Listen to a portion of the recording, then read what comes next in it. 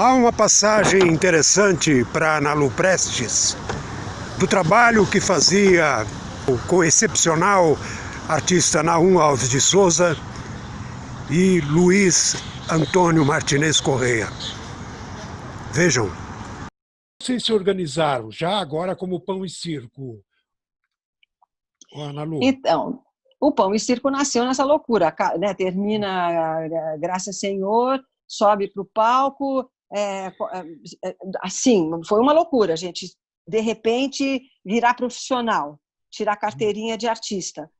Dentro do Teatro Oficina, com o Zé Celso, aquela turma louca, e a gente era muito milkshake, nós éramos muito geração milkshake, assim o Zé Celso chamava a gente. Nós éramos jovens que adoravam fazer musical, que adorava... A gente estava no outro patamar, entendeu? A gente não estava dentro daquela realidade política que estava acontecendo em São Paulo na época, a gente era um pouco à parte disso. E a gente, de repente, caiu de boca, de paraquedas. Eu me vi sendo levada para prestar depoimento no DOPS com o Fleury, de repente. E eu não sabia quem era o Marighella. E ele queria saber se o Marighella frequentava o local onde eu estava fazendo uma aula de pintura com um professor que era amigo do Naum. E foi ali naquele momento que eu caí de paraquedas na realidade, entendeu? Nós éramos adolescentes muito à parte do que acontecia politicamente no país, com o Naum. E com o Luiz foi o contrário, entendeu? Aí mudou muita coisa na nossa vida, na nossa história, com tudo, com o advento das experiências lisérgicas que a gente fez com o Teatro Oficina. Nós caímos de boca mesmo nessas experiências e aprofundamos, estudamos isso bastante. Então, para jovens de 20 anos, isso foi assim, virar de ponta cabeça a gente, né? Então, foi muito louca essa passagem, com essas experiências pessoais, com o país vivendo uma ditadura horrorosa e a gente virando artista, fazendo casamento do pequeno burguês e quebrando todos os valores de um casamento tradicional e moral. Foi muito louco. Eu saí da casa dos meus pais, fui morar sozinha, isso tudo nesse ano, entendeu? E no final do ano, aí a gente faz as Três Irmãs, que foi aquela loucura também, né? Porque as Três Irmãs foi uma loucura, foi um processo todo feito à base de mescalina, a temporada inteira, os ensaios todos, e termina com a separação do Zé e do Renato no dia 31 de dezembro. E aí a gente, em 73, é convidado para esse festival, e aí nós todos vamos para a Europa levar esse trabalho. A gente, era muito fácil para nós, nessa época, fazer esse grupo. Eu fazia o cenário, fazia o figurino do nada, eu aprendi com o Naum a fazer coisas do nada, eu fazia de papelão, eu pintava o cenário com tinta de parede e pigmento, e criava essas coisas com um material muito barato. E a gente passava um livro pedindo para a família um pouco de dinheiro, e com esse dinheiro a gente conseguia fazer, produzir o espetáculo, de uma beleza incrível, vou te falar. Não é porque que eu fiz, não, mas eu vejo as fotos e acho que se a gente montasse isso seria incrível, porque ele era muito lindo, esse trabalho. Então, essa viagem nos deu muita experiência também, né, de fazer em vários países. Foi a primeira vez que o grupo todo saía do Brasil, até a nossa mãe preta, Saraca, que era a nossa mãe preta, né? Eu chamo porque ela ficou comigo até o final da vida dela, e ela costurava meus figurinos, ela acabou entrando em cena. Meu pai deu de presente essa passagem para ela foi para a Europa, ela conviveu com alemães numa comunidade, porque a gente conviveu em muitas comunidades, porque era a época das comunidades, todos os jovens se agrupavam, e a gente teve a oportunidade de viver com eles em várias comunidades, em vários países. Ela até ficou lá, a gente voltou, ela ainda ficou mais 3 meses na Alemanha, uma comunidade incrível. Então, para a gente não teve muita dificuldade nessa época, por incrível que pareça, de organizar o nosso grupo. O Naum foi o meu mestre primeiro, né? Com ele é que eu aprendi a desenvolver essa multiplicidade que existia dentro de mim e que eu talvez não soubesse como que isso era possível, ser atriz, ser cenógrafa, figurinista, cantar. Essa turma que fez parte, que criou o Pó de Minoga, são pessoas muito talentosas e muito múltiplas, né? E o Naum orquestrou, o trabalho deles era orquestrar e botar para fora todas essas aptidões desses adolescentes. E como a gente trabalhava com um material que a gente pudesse encontrar e sabia que a gente podia criar o que a gente quisesse, se a gente tivesse um papelão, uma cola e uma lata de tinta de parede com os seus pigmentos. Ali a gente criava adereços, figurinos, era uma coisa linda o que a gente fazia plasticamente. Quando eu fui para o Luiz, eu levei isso tudo que eu aprendi e que desenvolvi com o Naum, eu levei lá para o Luiz. E ali virou o meu laboratório de experimentação, que aí foi fazer e assinar o meu primeiro cenário, meu primeiro figurino, e assim sucessivamente, porque nós fizemos mais...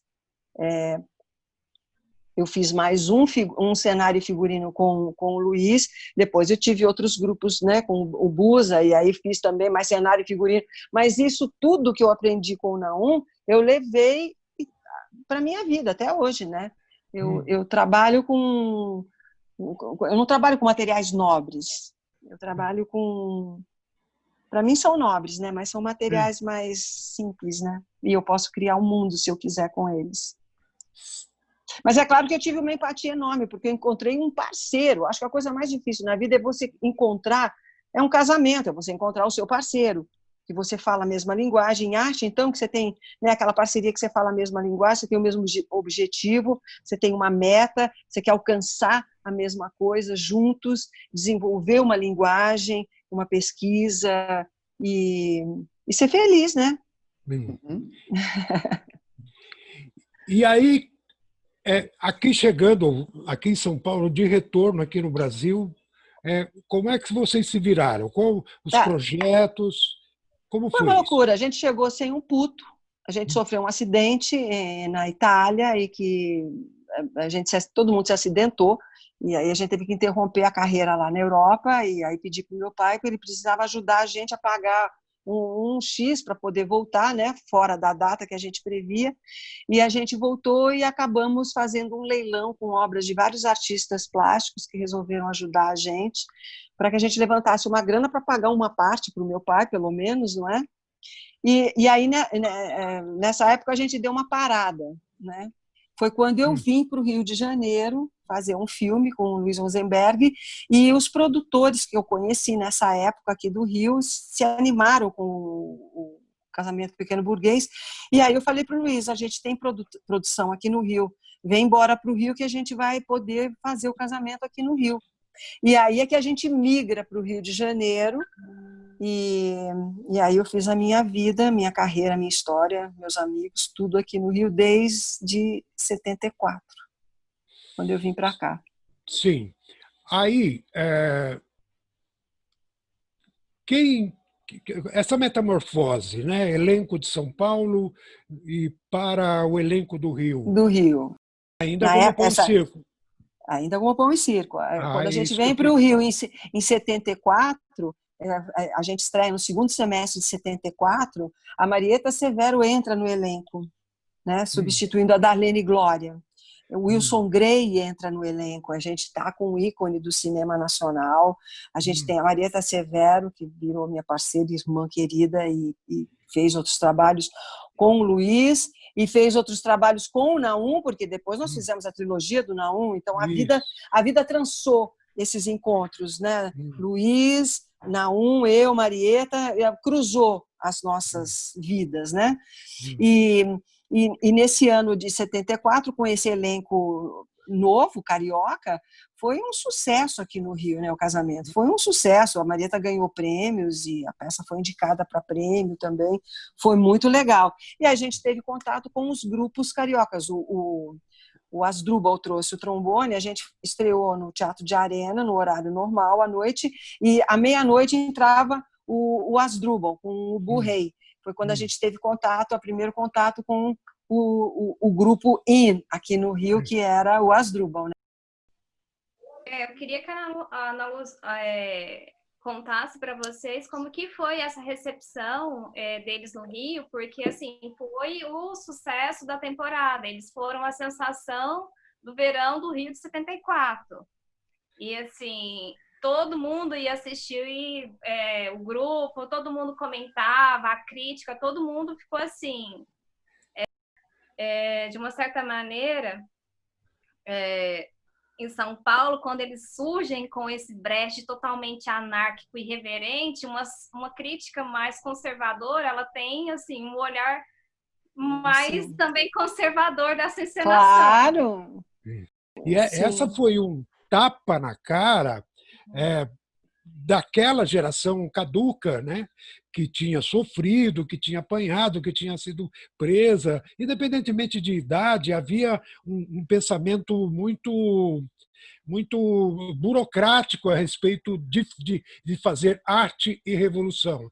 E você, junto com o Luiz e todos os que foram agregando, e o curioso, e você me confirma, o curioso é a atração de pessoas generosíssimas, como a Marieta, né? Não, que é de uma outra geração, ela é da geração do Roda Viva, olha só. Né? Marieta entrou de cabeça, Marieta ficou né? enlouquecida. Ela ganhou vários prêmios, né, fazendo a madrinha. Ela entrou num grupo com um trabalho que ela se identificou completamente com tudo, né? E ela pegou em 15 dias esse trabalho. Foi um tour de force, porque realmente foi uma loucura ela pegar esse papel em 15 dias. E aí virou parceira, grande parceira do Luiz, né?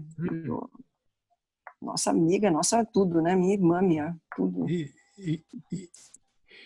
Alguns adjetivos que chamam muito a atenção, né? O cartaz começa assim, ó, engraçadíssimo e violento. Definitivamente, as últimas apresentações, o casamento do pequeno burguês. Aqui, né, tem várias cidades por onde vocês passaram, né? São Paulo, Paris, Genebra, Rio, Belo Horizonte, Estrasburgo. E aqui embaixo tem dois pequenos trechos de críticas internacionais, né? Uma diz assim: é um Brecht virado pelo avesso, relido pelos irmãos Max, em ritmo do Magic Circus, as tortas voam, a música faz a terra tremer. É delirante, é cruel, é engraçado. As matronas felinas e as figuras... Goia! Uma festa de casamento que é uma família, um estupro. Delírios, nuvens, escuridão, murmúrios, gargalhadas, vinho, bacalhau, lua e coriças. Enfim, um Brecht debochado, né? Temporada Relâmpago, o Teatro Ipanema. Para mim, me chama muita atenção esses adjetivos, né? Como engraçadíssimo, violento, debochado, porque isso, de uma certa maneira, na minha leitura, né, posso estar enganada, isso também definia muito o grupo Pão e Circo, esses termos. Assim. A gente era sério, mas era debochado. É isso que eu falo, a gente tinha essas estéticas felinianas, circenses, né? O Magic Circus era uma coisa que a gente amava, os telões pintados, uma referência aos musicais antigos, né? Essa cenografia toda de telão, né? Pintado. Essa coisa irreverente, as coristas do inferno, aquelas mulheres de peito de fora recebendo a plateia. Era uma coisa linda, era uma coisa de uma irreverência, de uma sensualidade e de uma graça e de um deboche também, porque tinha a Vera Buono também no elenco, que era uma atriz enorme de gorda, eu tinha uma atriz de quase 2 metros de altura, tinha uma outra piquititica, que o Luiz adorava, essas figuras excêntricas também, não é? Então, isso fazia muito parte da estética do Luiz, principalmente. Ele adorava essa estética, né? Isso imprimia uma estética muito particular, né, para o trabalho.